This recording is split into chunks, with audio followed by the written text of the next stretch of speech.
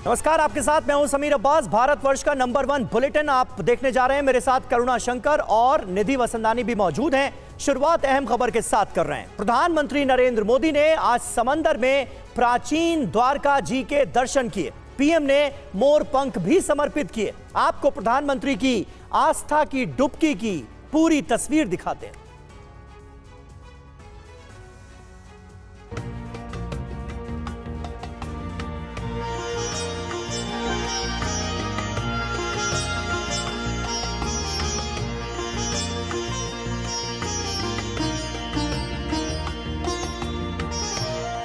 मैंने वो पल बिताए जो जीवन भर मेरे साथ रहने वाले। मैंने गहरे समुद्र के भीतर जाकर प्राचीन द्वारिका जी के दर्शन किए।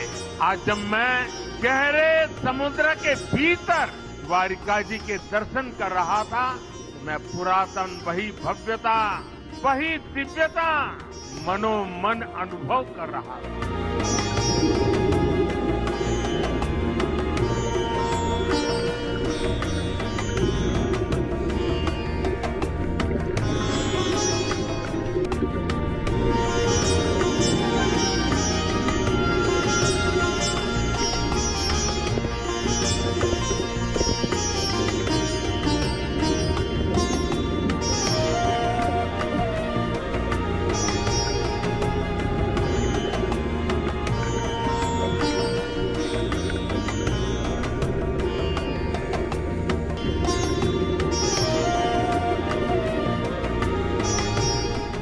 मेरे लिए साहस से ज्यादा श्रद्धा थी।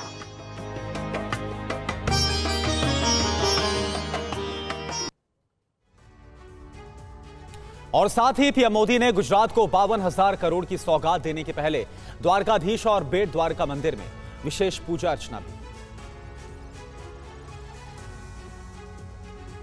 बेट द्वारकाधीश मंदिर में पीएम मोदी परम भक्त नजर आए। शीश पर पूजा की सामग्री, मन में विरासत और संस्कृति को संजोने का विश्वास लिए पीएम मोदी ने सुबह पूजा अर्चना की। प्रधानमंत्री काफी देर तक मंदिर परिसर में रहे। मान्यता है कि द्वारका का बेट मंदिर ही भगवान श्री कृष्ण का घर था और यहीं पर भगवान श्री कृष्ण की परम मित्र सुदामा से भेंट हुई थी। इस मंदिर में भगवान श्री कृष्ण और सुदामा की प्रतिमाओं की पूजा होती है। ऐसी मान्यता है कि द्वारका यात्रा का पूरा फल तभी मिलता है जब श्रद्धालु बेट द्वारका मंदिर जाते हैं। पीएम मोदी ने आज द्वारका आने वाले श्रद्धालुओं को बड़ी सौगात दी। उन्होंने ओखा मुख्य भूमि को बेट द्वारका द्वीप से जोड़ने वाले पुल सुदर्शन सेतु का लोकार्पण किया। लगभग 980 करोड़ रुपए की लागत से बने इस केबल पुल की लंबाई 2.32 किलोमीटर है, जो देश में सबसे लंबा है। इस पुल में खास तौर से भगवद गीता के श्लोकों और भगवान श्री कृष्ण के चरित्र से सजा संवारा गया है। इसके साथ ही पुल पर सौर पैनल भी हैं, जिनकी क्षमता 1 मेगावाट बिजली उत्पादन की है। इससे पुल रोशन होता रहेगा।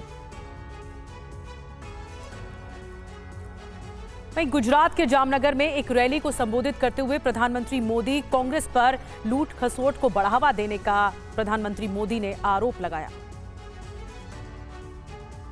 जो थोड़ा बहुत बजट इंफ्रास्ट्रक्चर के लिए रहता था, वो ये घोटाले करके लूट लेते थे।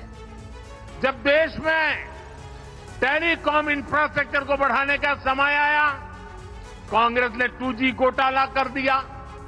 जब देश में स्पोर्ट्स इंफ्रास्ट्रक्चर को आधुनिक बनाने का अवसर आया, कांग्रेस ने कॉमनवेल्थ घोटाला कर दिया।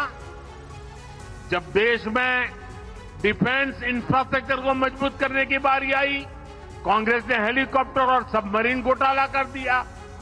देश की हर जरूरत के साथ कांग्रेस सिर्फ विश्वासघात ही कर सकती है। साथियों, 2014 में जब आप सभी ने मुझे आशीर्वाद देकर दिल्ली भेजा, तो मैं आपसे वायदा करके गया था कि देश को लूटने नहीं दूंगा। और कांग्रेस पर गृह मंत्री अमित शाह ने भी जोरदार हमला बोला है। कांग्रेस सनातन धर्म का मजाक उड़ाती है। अयोध्या में राम मंदिर वहीं बनाया, ये कहा अमित शाह ने। हमने दिया हुआ हर वादा पूरा किया है। हमने कहा था अयोध्या में राम मंदिर बनाएंगे। ये राहुल बाबा 19 में मेरी मजाक उड़ाता था, मैं पार्टी का अध्यक्ष था, मुझे ताने लगाते थे, मंदिर वही बनाएंगे, तिथि नहीं बनाएंगे, बताएंगे। राहुल बाबा 22 जनवरी 2024 10 सहस्त्र सालों के इतिहास में नोट कर लीजिए, 10 सहस्त्र साल के इतिहास में एक दिन बन गया है जब रामलल्ला 500 साल के बाद अपने भव्य मंदिर में विराजमान हुए। सालों तक एक कांग्रेस पार्टी ने अयोध्या के मंदिर के मसले को लटका कर रखा, अटका कर रखा, भटका कर रखा। मोदी जी ने भूमि पूजन भी किया, करोड़ों राम भक्तों की इच्छा को पूरा करने का काम। मध्य प्रदेश के दौरे पर केंद्रीय गृह मंत्री अमित शाह ने आज एक के बाद एक मीटिंग की और बूथ कार्यकर्ताओं को 2024 के चुनाव के लिए बड़ा मंत्र दिया। अमित शाह ग्वालियर चंबल क्लस्टर की बैठक में कार्यकर्ताओं को संबोधित करते हुए बूथ वर्कर्स को मध्य प्रदेश की सभी 29 सीटें जीतने का लक्ष्य दिया। बैठक में ग्वालियर, मुरैना, भिंड और गुना शिवपुरी लोकसभा क्षेत्रों के मंत्री, प्रबंध समिति, कोर समिति, सांसद, विधायक, पूर्व सांसद, पूर्व विधायक, क्लस्टर प्रभारी, संगठन प्रभारी, जिला अध्यक्ष और जिला प्रभारी शामिल रहे। इन चारों लोकसभा क्षेत्रों से 100 पदाधिकारी और कार्यकर्ता भी पहुंचे। गृह मंत्री ने सभी 400 लोगों से संवाद किया। मध्य प्रदेश के मेरे सभी मतदाताओं को मैं बड़ी विनम्रता के साथ हाथ जोड़कर विनंती करने आया हूं।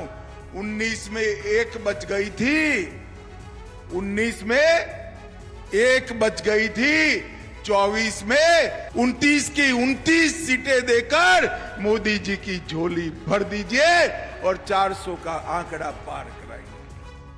और आज की एक और बड़ी खबर, राहुल गांधी की यात्रा में शामिल हुए अखिलेश यादव। आगरा में राहुल अखिलेश ने लोगों को संबोधित किया।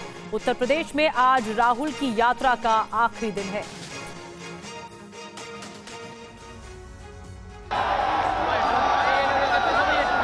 उत्तर प्रदेश की राजनीति में यह तस्वीर काफी खास है। कांग्रेस को लंबे समय से ऐसी तस्वीरों का इंतजार था। बिहार, बंगाल में तो ममता और नीतीश ने राहुल का साथ नहीं दिया, लेकिन जब बारी उत्तर प्रदेश की आई तो न्याय यात्रा के आखिरी दिन ही सही अखिलेश राहुल के साथ नजर आए। हमें उम्मीद है कि इंडिया गठबंधन और पीडीए की लड़ाई एनडीए को हराने का काम करेगी। ये पीडीए ज्यादा आवाज उठाएगा, वहां भारतीय जनता पार्टी का सफाया होगा और इस यात्रा के माध्यम से जो संदेश जा रहा है। इस दौरान दोनों नेताओं ने एकजुटता का इजहार किया।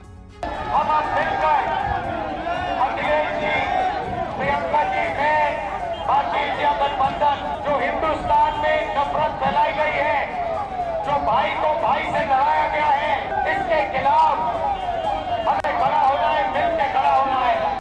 राहुल अखिलेश के साथ न्याय यात्रा में प्रियंका गांधी ने भी शिरकत की। और इससे पहले अलीगढ़ में भारत जोड़ो न्याय यात्रा में भी राहुल गांधी और प्रियंका गांधी साथ थे। इस दौरान राहुल गांधी ने केंद्र सरकार पर जमकर निशाना साधा। ओबीसी, महंगाई और बेरोजगारी के मुद्दे पर सरकार को जमकर घेरा।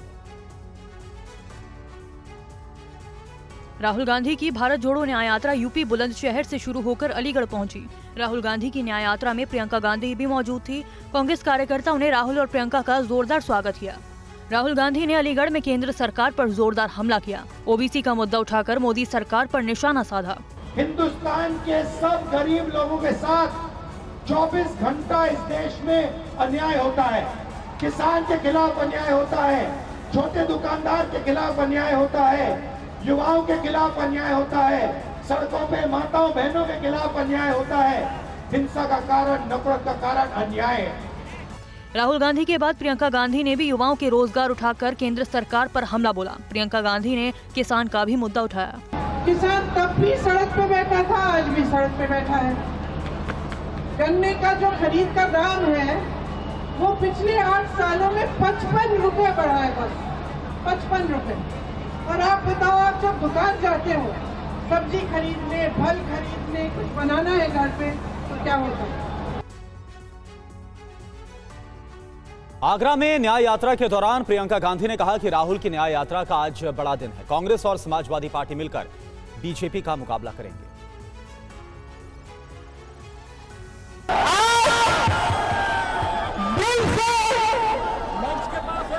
अखिलेश यादव जी का भारत जोड़ो न्याय यात्रा में बहुत स्वागत, बहुत खुशी का दिन है, बहुत खुशी का दिन है।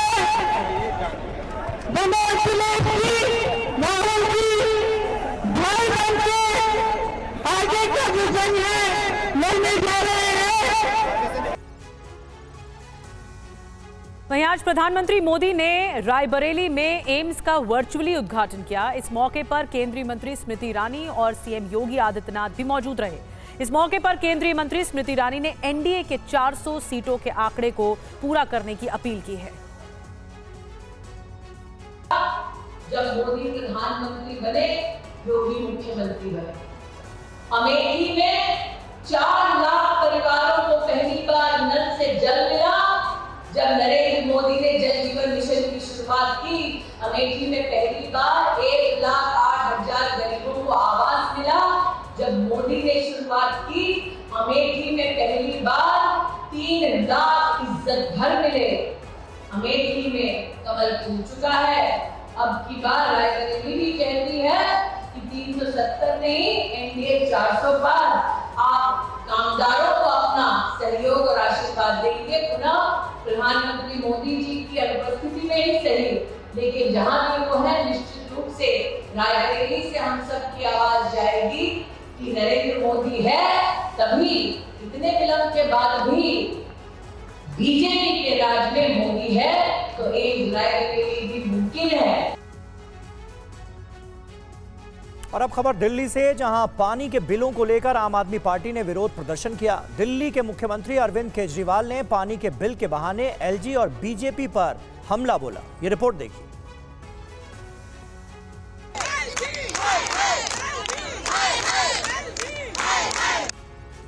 पानी बिल के वन टाइम सेटलमेंट स्कीम को लेकर आम आदमी पार्टी दिल्ली में सड़क पर उतरी। केजरीवाल सरकार का आरोप है कि एलजी के शय पर अधिकारी फाइलों को मंजूर नहीं कर रहे हैं। सीएम केजरीवाल ने दिल्ली वालों से अपील की है कि अगर बिल में गड़बड़ है तो बिल फाड़कर फेंक दो। जिन जिन लोगों को लगता है कि उनका पानी का बिल गलत आया है, देखो, अगर आपको लगता है पानी का बिल ठीक है तो भर देना, और अगर आपको लगता है पानी का बिल गलत आया है तो भरने की जरूरत नहीं है। केजरीवाल है, ये बीजेपी वालों को गुंडागर्दी बिल्कुल नहीं करने देंगे। विरोध प्रदर्शन से पहले सीएम केजरीवाल गोविंदपुरी इलाके में गए। केजरीवाल को देखकर बहुत सारे लोग पानी बिल लेकर केजरीवाल के पास पहुंच गए और बढ़े बिल को लेकर सीएम केजरीवाल से शिकायत की। दिल्ली सरकार की जल मंत्री आतिशी भी उनके साथ मौजूद थीं। सीएम केजरीवाल ने लोगों को भरोसा दिलाया कि जल्द वन टाइम सेटलमेंट स्कीम लाकर रहेंगे।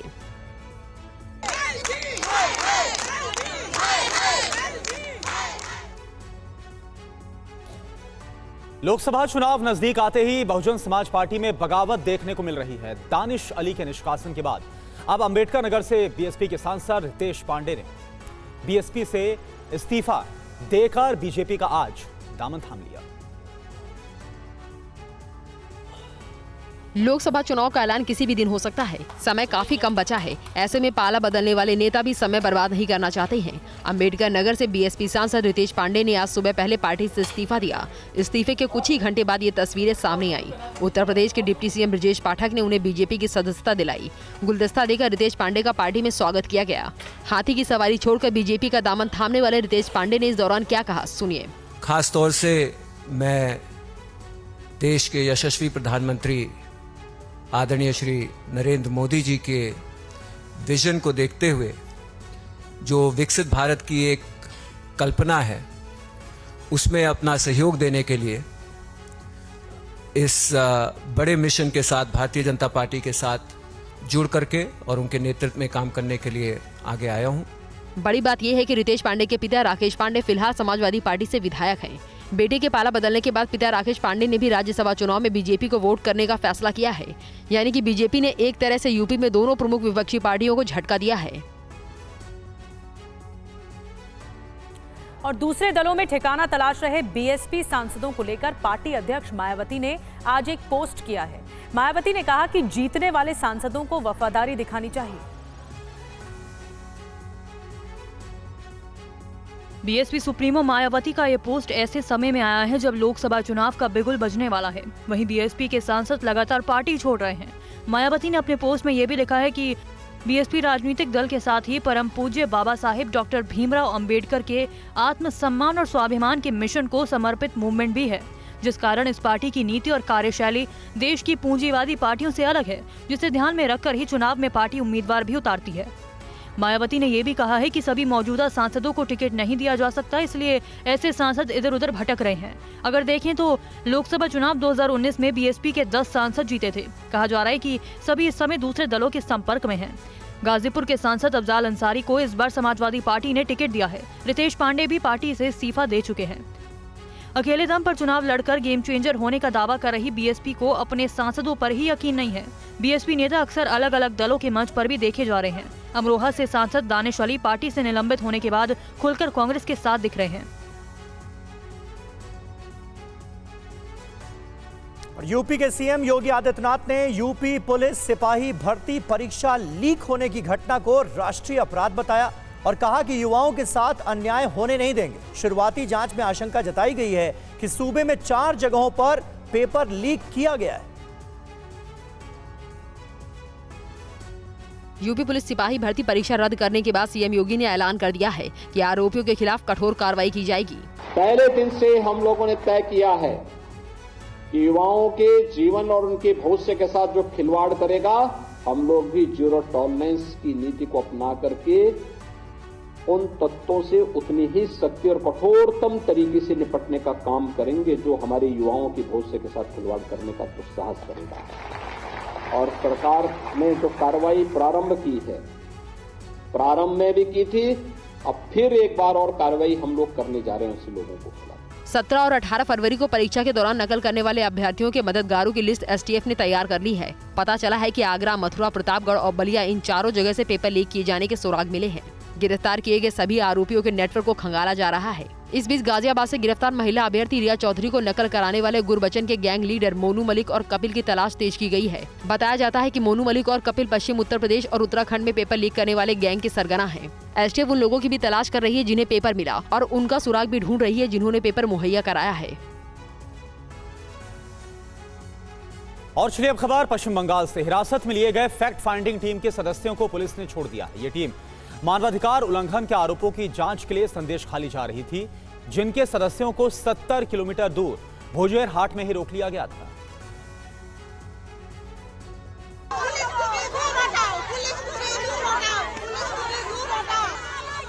संदेश खाली को लेकर पुलिस की कार्रवाई पर लगातार सवाल उठ रहे हैं। लोग गुस्से में तोड़फोड़ कर रहे हैं, जिसके बाद पुलिस आरोपियों को पकड़ने संदेश खाली पहुंची, जहां महिलाओं ने हाथों में झाड़ू लेकर विरोध किया और आरोपी शाहजहां को पकड़ने की मांग की। इधर फैक्ट फाइंडिंग कमेटी के सदस्यों को भी आज बंगाल पुलिस ने रोका और संदेश खाली जाने से रोका। जो अपनी ताकत लगा रहे हो अपराधियों पर लगाओ ना, प्रॉब्लम कहाँ है? पकड़ के उसको मीडिया के सामने लाओ ना, जिसको लाना है। वो शाहजहां कौन सा ताज पहनकर बैठा है, उसको पकड़ो ना, हमें क्यों पकड़ रहे हो?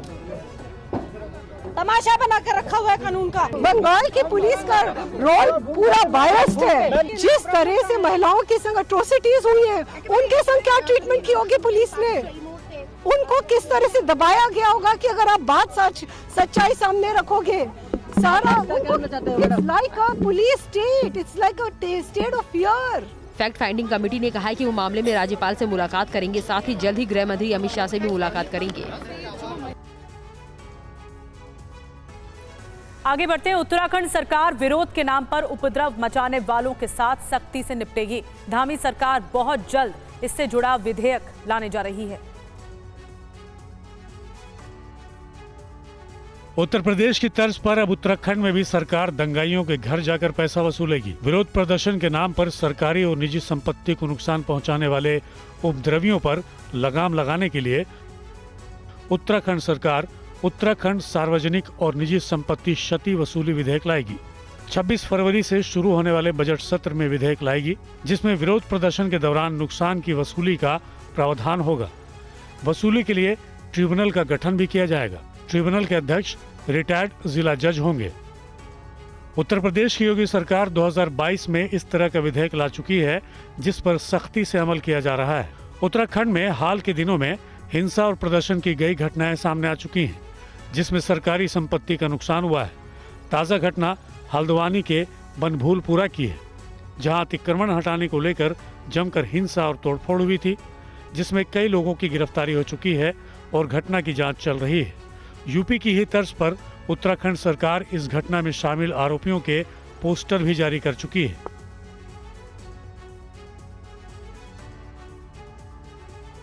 और यूपी के कौशाम्बी में आज एक बड़ा हादसा हो गया। पटाखा फैक्ट्री में भीषण आग लग गई, जिसमें 7 लोगों की जान चली गई। रेस्क्यू टीम बचाव और राहत कार्य में जुटी हुई।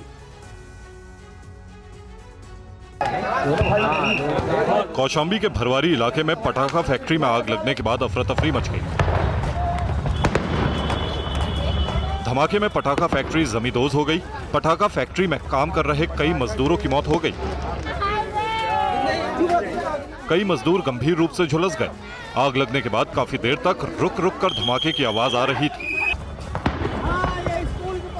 सूचना ऐसी प्राप्त हुई है कि शायद ओनर का भी देहांत हो गया है, लेकिन अभी इसको कंफर्म करने की पोजीशन में नहीं है। हम लोग को शिनाख्त करने में थोड़ा वक्त लगेगा। पहले हम लोग आग बुझाने का काम जो है वो कर लें, उसके बाद से सभी जो लोग जरूरतमंद हैं उनको उपचार बचाने की कोशिश करें। सभी शिनाख्त करके आप शाम तक जो है डिटेल्ड बाइट जो है एसपी कौशाम्बी आपको दे देंगे। इस दर्दनाक घटना के बाद सीएम योगी आदित्यनाथ ने शोक जताया है और मृतकों के परिवार वालों के लिए संवेदना व्यक्त की है। साथ ही सीएम योगी ने अधिकारियों को तुरंत मौके पर जाकर राहत कार्य में तेजी लाने और मदद के निर्देश दिए हैं।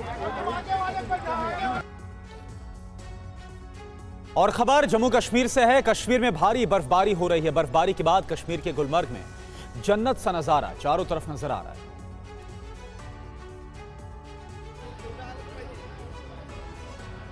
जम्मू कश्मीर गुलमर्ग में भारी बर्फबारी हो रही है। ताजा बर्फबारी के बाद पूरा गुलमर्ग सफेद चादर से ढक गया है। बर्फबारी से पहाड़ों की खूबसूरती बर्फ से बढ़ गई है। कश्मीर में बर्फबारी देखने आए पर्यटकों के चेहरे खिल उठे हैं। गुलमर्ग में गोंडोला राइड से खूबसूरत नजारा नजर आ रहा है। चारों तरफ सिर्फ बर्फ ही बर्फ नजर आ रही है। गंडोला राइड और जो यहाँ का व्यू है, इट इज मेस्मराइजिंग। सबसे बड़ी बात है स्नोफॉल ने तो माहौल ही अलग कर दिया। जैसे बोला जाता था कि कश्मीर है जन्नत है, तो सेम वैसे ही है। यहाँ पे आके मतलब ऐसा फील हो रहा है कि सच में जन्नत में आ गए हैं करके। और जो जन्नत यहाँ पे देखा है, और गंडोला तो क्या बताऊं इसके बारे में, मतलब स्विट्जरलैंड का गंडोला फेल है कश्मीर के गंडोला के सामने। इतना प्यारा है, बहुत मजा आ रहा है यहाँ। मेरे को लगता है सब लोग को यहाँ आना चाहिए और देखना चाहिए ये सीजन क्या होता है कश्मीर का।